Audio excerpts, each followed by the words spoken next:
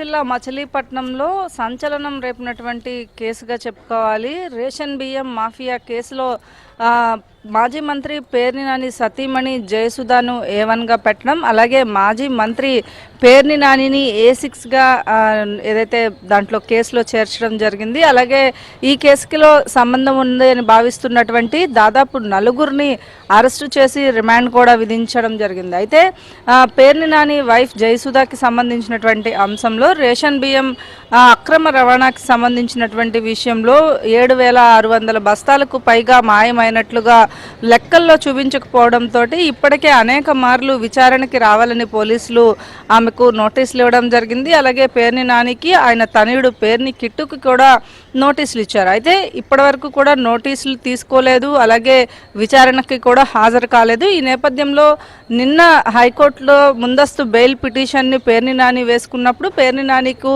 సోమవారం వరకు కూడా పేర్ని నాని విషయంలో ఎటువంటి ఇబ్బందికి గురి చేయొద్దు అంటూ కూడా కోర్టు అనుమతి ఇవ్వడంతో పోలీసులు అయితే తమ విచారణను వేగవంతం చేశారు. ఇక A1గా ఉన్నటువంటి జయసుధకి సంబంధించి జిల్లా కోర్టులో ఆల్రెడీ ముందస్తు బెయిల్ ఇవ్వడం జరిగింది. ముందస్తు బెయిల్ ఇచ్చిన సందర్భంలోనే ఖచ్చితంగా పోలీసులకు విచారణకు సహకరించాలి, పోలీసులు విచారణకు పిలిచినప్పుడు అటెండ్ కావాలి అంటూ కూడా ఆదేశాలు ఇవ్వడం జరిగింది. ఈ నేపథ్యంలో ఈరోజు పేర్ని జయసుధను ఏదైతే విచారణకు రావాల్సిందిగా పోలీసులు నిన్న రాత్రి మచిలీపట్నంలోని వారి నివాసానికి వెళ్ళి చూడగా ఎవరు కూడా అక్కడ అందుబాటులో లేకపోవడంతో ఇంటికి నోటీసులు అంటించి రావడం జరిగింది. ఆ నోటీసుల్లో ఈరోజు మధ్యాహ్నం 2 గంటలకల్లా ఏదైతే పోలీసుల విచారణకు హాజరు కావాలి అంటూ నోటీసులు ఇవ్వడం జరిగింది. అయితే పేర్ని నాని సతీమణి జయసుధ నోటీసులు తీసుకోలేదు కాబట్టి ఈ ఏదైతే విచారణకి హాజరవుతారా లేదా అనే ఉత్కంఠ అయితే ఇంకా కొనసాగుతూనే ఉంది. అయితే ఎవరు కూడా మచిలీపట్నంలోని ఇంట్లో